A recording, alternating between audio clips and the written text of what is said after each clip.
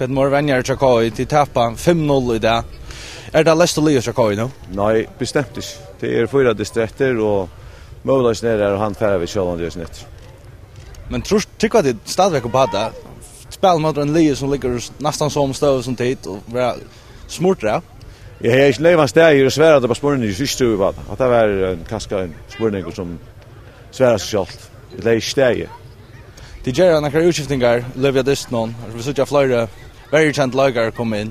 Var det spårningar med Ammarska tappet ländas? Det kan du gott säga. Alltså vi började väl, så gott ut. Men så begynte jag skrattna och man sa att kanske människor Ivasa center i stövnen och så helt det var lugas när att Ammarska som att föra fram efter det var rätt ut nu för nu.